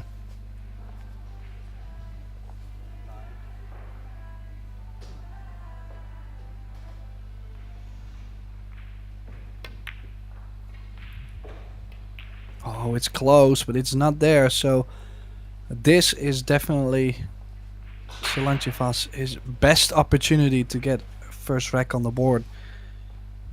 Plenty of room. Basically has plenty of open balls to get into stroke. Yeah, and I think Simon played that at a good pace to give that 8 ball every chance of going in, but that was a very, very high level of difficulty shot, and it would be very nice to see Jokubas come back with a good return from that mistake.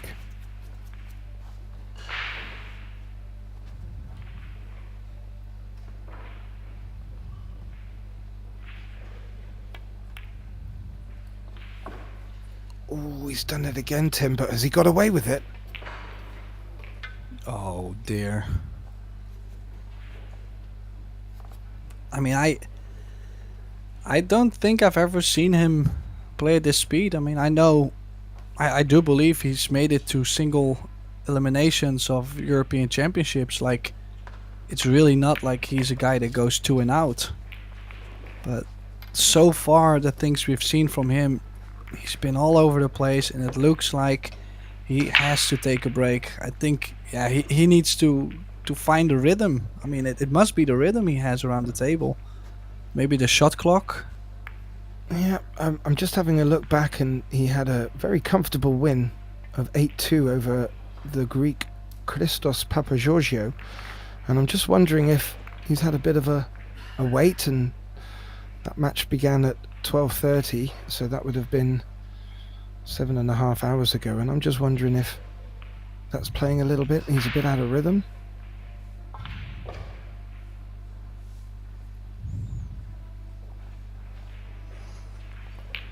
Yeah, certainly there is something going on.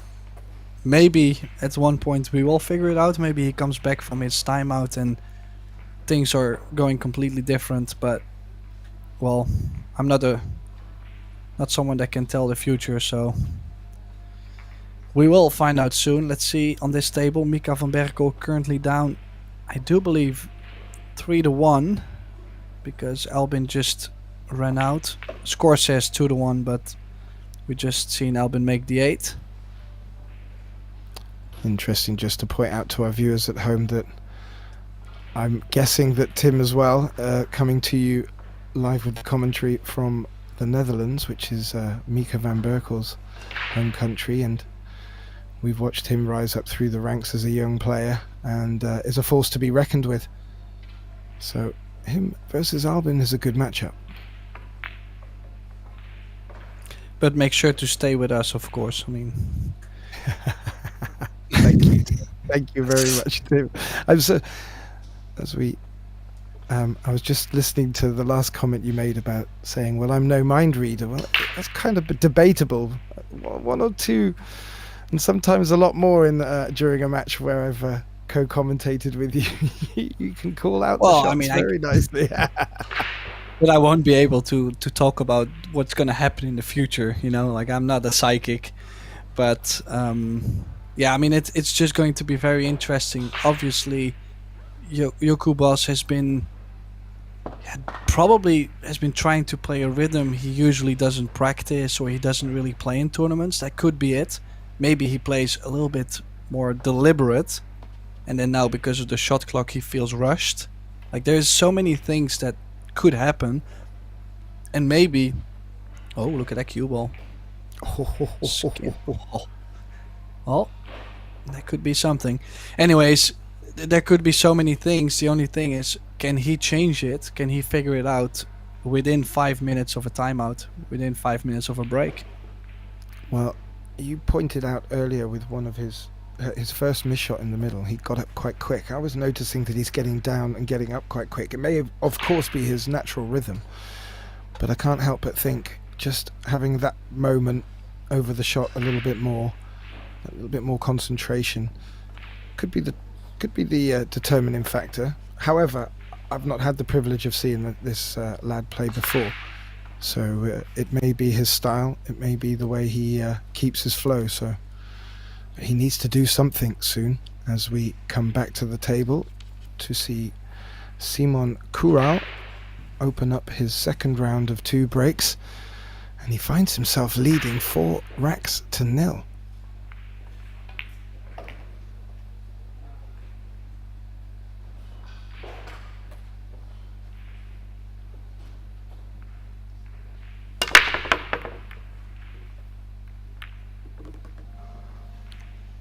Well, none of the usual suspects, but he does make one get in, and look at this for a layout.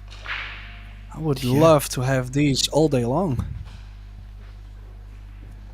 Yeah, that the ball he did pocket went cleanly into the middle, but as you said, not the usual suspect. And when he needed just to get something from his break, with a bit of luck, he did get that. And we're gonna see another break and run. He made 2 for his first 2 breaks. Could this be number 3?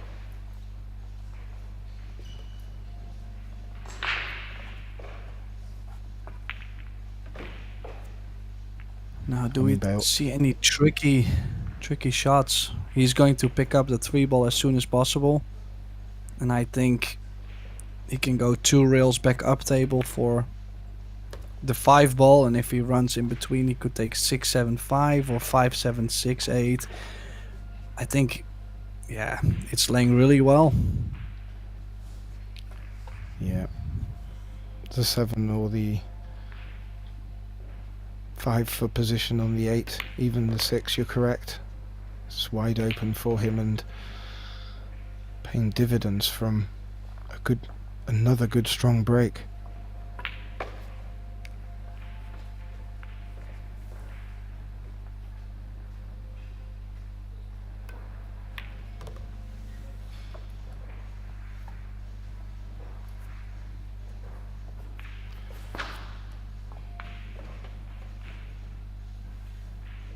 Can come up past the 6 or up level with it. Yeah, perfect. On the 6 with the 8 near, 5-0 coming up. He has one more break. 6-0 would be devastating. I mean, it's never say never, but with how many breaks Kuro will have from 6-0 up, will be extremely tough to overcome. 5-1 kind of gives hope, so Silanchevas basically has to hope for a little bit of a miracle, a little bit of a prayer on the coming break. Yeah, you feel it's going to be something like a dry break that is going to turn this match a bit. And 3 break and runs in a row for Simon. That is as strong as it can get, and every player's desire when they get to the match.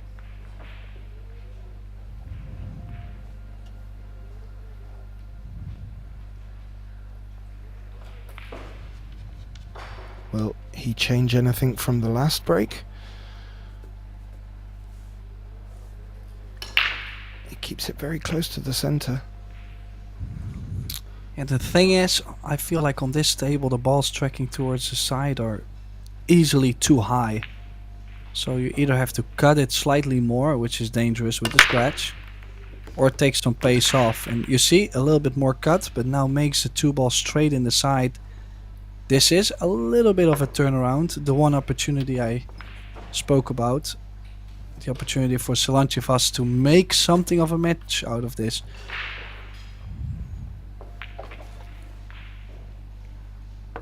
Yeah, just to get his nails in and see an 8 ball go in, you can really change the mindset for the next couple of breaks that he will get.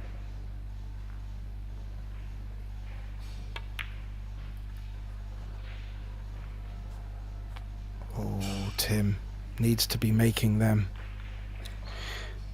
Well, that's also maybe a little bit of experience. So now if I feel like I'm not cueing the best, or I'm not feeling the table, or like I'm not settled down yet, then I would have taken the 5 and played a little bit more positional shape, maybe for the 2 ball in the top left corner, for example. Like I would take an easier shot to where I can build some rhythm. He chose to go for instant. I mean, it's a straight stop shot, couple diamonds away, but he chose a more difficult stroke. Still should be making them though, but yeah, could have chosen maybe slightly easier. And this is starting to look horrendous for Lithuanian Jokubas Silanchevas. Yeah, it is, and I had the pleasure of listening to your last match, and you made a good point there for one of the players. When you're not feeling it, you simply said, well, select your solids or stripes, pop that ball, put the cue ball safe, and let's see if you can get something from happening, rather than taking on a really difficult clearance, you know. And sometimes you've got to shift the momentum by a safety, or just taking that into consideration. But Simon is going to punish any mistake by the looks of it, and that is exactly what he's done. And Tim, not a break and run, but he's staring down the barrel at a 6-0 lead, and the 5-minute break didn't do the trick for Jokubas, or certainly hasn't so far. We'll be looking to turn the momentum now with his at break. Well, it will start off with this break, and he's been sticking to a center break pretty hard, pretty full. Okay, I'm glad he took some pace off there. 1 ball was tracking towards the side pocket, but got kissed in the top right corner, and he does have a chance. But from this point on, I don't think he's allowed any more mistakes. Difficult one though. I mean, I think he has to start with the 3 ball. Everything else is kind of awkward. Unless he plays like a 5-9 combination. Oh, that's a good spot, Tim. I wouldn't have looked at that. Oh, it looks like he's going to go for the 4.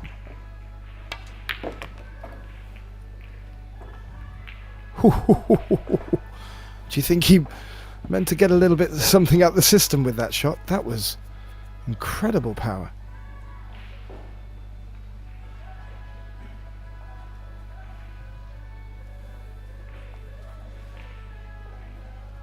Well, certainly he's going to be aggravated with his performance overall.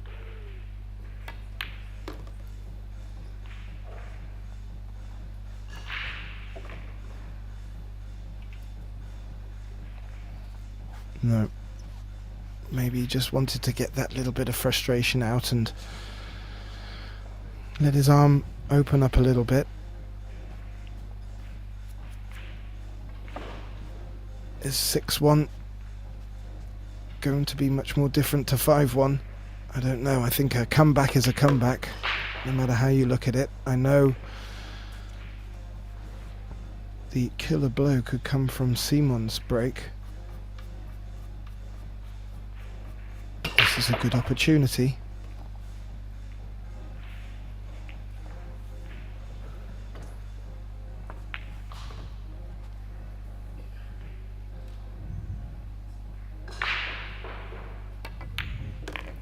Electing to go with the 5 and follow through. I thought the 6 might have been the better option, but he's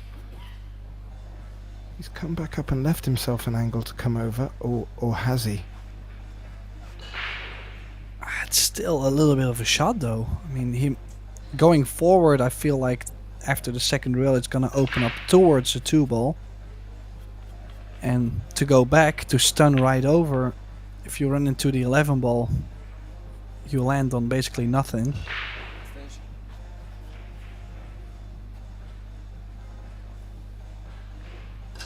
Is he looking to draw? No. He's going to need to put a lot of power in that if he's... Well, looks like he is, Tim, or at least he's certainly considering it.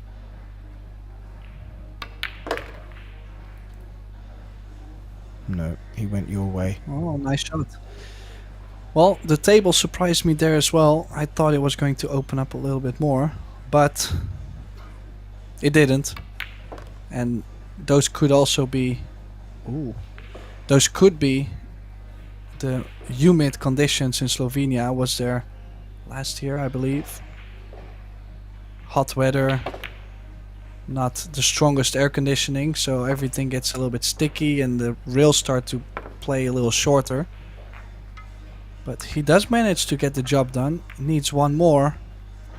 You know, 6-2, I mean, even though Kural will have to break the balls horrible 4 times in a row, then still, from 6-2 I usually get a lot of hope. Like 4 games is not that much to overcome.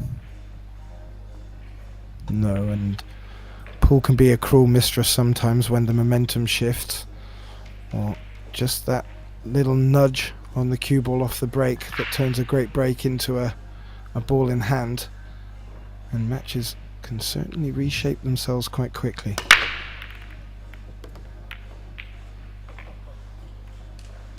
You see a softer style of break, but look at his spread. Now he's making 2 balls on the break, and these are the layouts he basically needed from the beginning. Yeah, are they going to come too late to him? Well, first things first, he needs to convert these opportunities if he's going to ask any questions of Simon's serve, so just giving it a little closer inspection.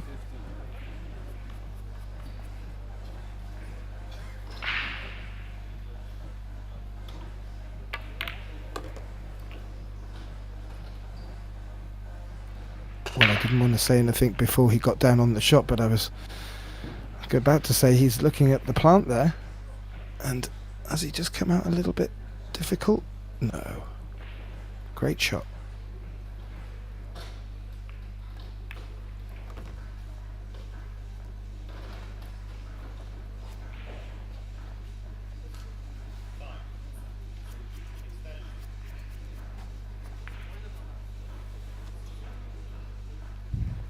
Yeah, needs a little bit of a shot here. The 12 doesn't go by the 13. He's choosing to take the 12 out early on. Is he going to draw back for the 14?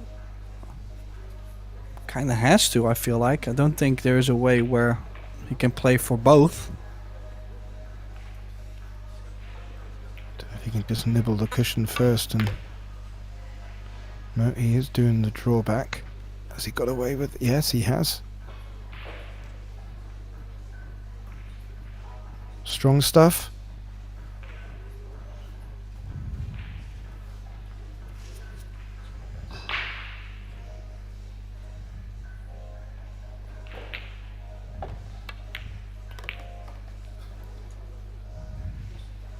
Oh, look at the cue ball. Does he land? No. Oh, boy, boy, boy. I'm wondering, could he have played that with maybe inside spin or any other way? Lost the cue ball. Look at this. Wide open for Kurol to get on the hill first. Was the cue ball too far away to jump over the edge? I felt he only needed to jump over the edge there, Tim. Well, I didn't consider because I am way too short to do that. But yeah, possibly I didn't look at it.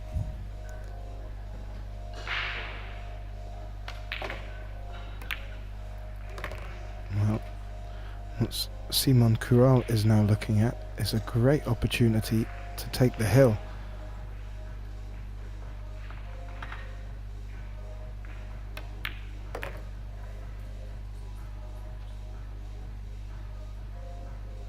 And as much as we were looking at Jokubas having a little comeback, this could be just what Simon was hoping for.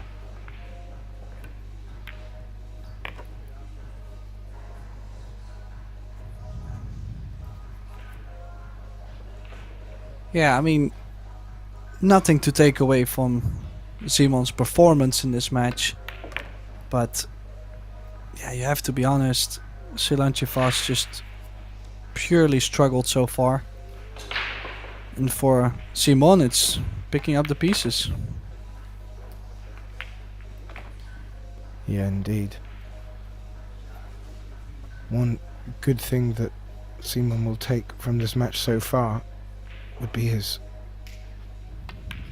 3 break and runs from the get-go. That really does put the pressure on your opponent, as we see Simon Kurol take the hill at 7-1, and that was against Jokubas's break, and that will bring Simon back to the table. He will get 2 chances to break for the win, Tim, and alarm bells indeed.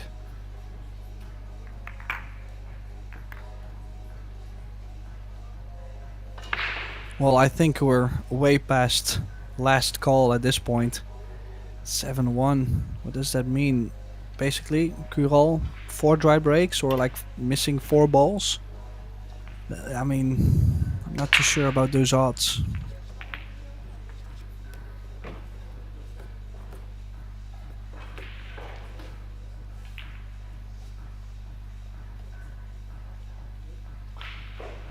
Did scratch the last time, Tim.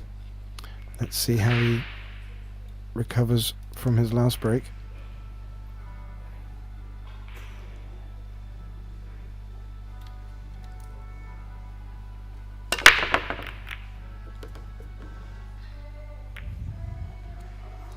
You see either a very powerful break and a little bit of cut to where the cue ball goes towards the side rail, or just way softer from the center and head on. Yeah, indeed. He does have some trouble up by the 8 ball there. So we'll just have to have a think about how he can fix that problem. But another good strong break, as you alluded to there, Tim.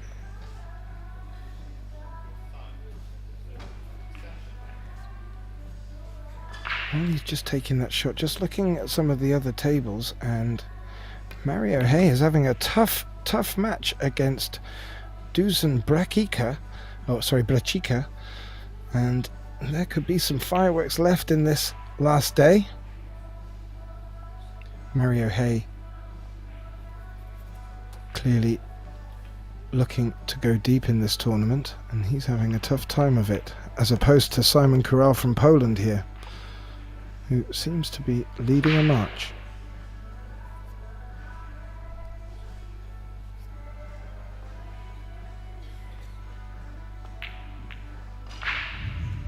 Well, key shot coming up soon. Get in, got the 4 in. Now has to play it with some pace, because the 9 is going to push the 5 into the 8, and the 8 might go over the corner blocking the 5 ball, so there is a chance this could go wrong. Could do with missing the 9. Oh, the 9 might be blocking the 2. He might still be on it, like half a corner.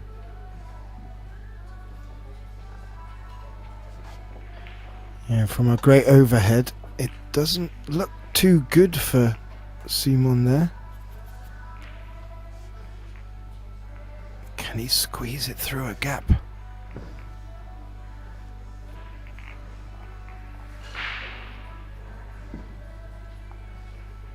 He's having a real good look. It'll need to wipe its feet if he's going to pop that 2 round the 9.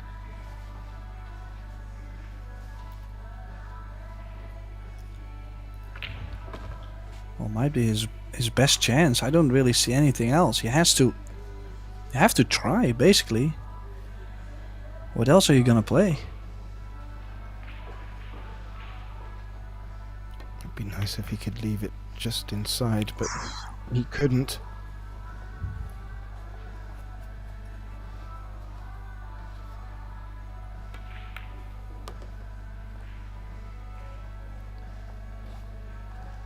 And his first look at the finish line didn't go so well. And Jokubas is back at the table with not a lot of traffic there, Tim.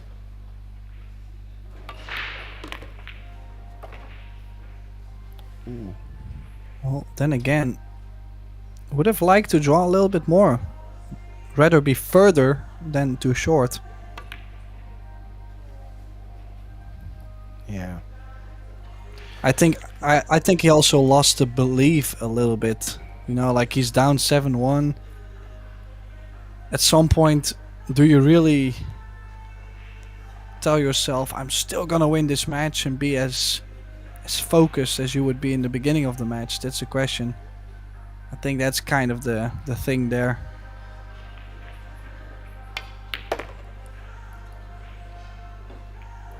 Yeah, he still had to play this very careful to leave shape on this 2. The cue ball might be running in to the stripe. If he can flick off the high side of it, the cue ball could come up for the 8 nicely.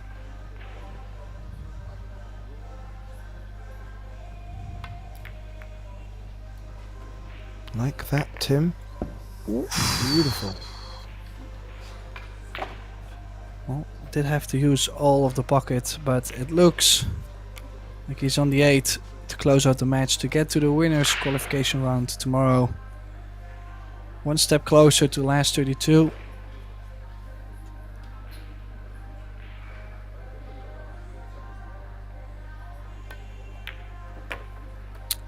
And there it is. So it is Simon Corral who surprisingly goes through to the winners qualification round 8-1 against Jokubas Salanchevas. Thank you, Captain Davis. And it was myself, Tim de Ruyter, in the booth. And that concludes today's action at the Kamui Slovenian Open. But we will have plenty more live action to come in the following days. We will see you tomorrow at 9:30 AM local Slovenian time. Be there or be square. See you tomorrow. Dvojka nawet nie sklepała.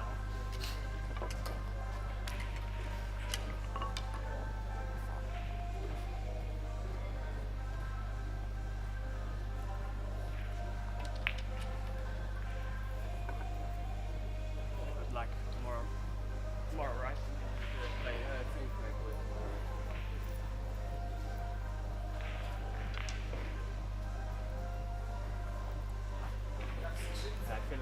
table is much faster than the others. Yeah, it's really fast. And the lights are.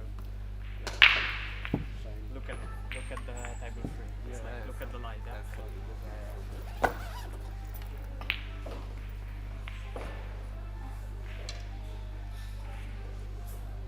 And break is really tough. Yeah. I had some luck with the break, like two lucky balls from the break. Yeah, random balls. Soft break. Yeah, I played like pretty okay, but Yeah. you missed like three chances, like And easy. You gave me also some chances. Yeah. Like now, but like 7-1, so. Yeah. And,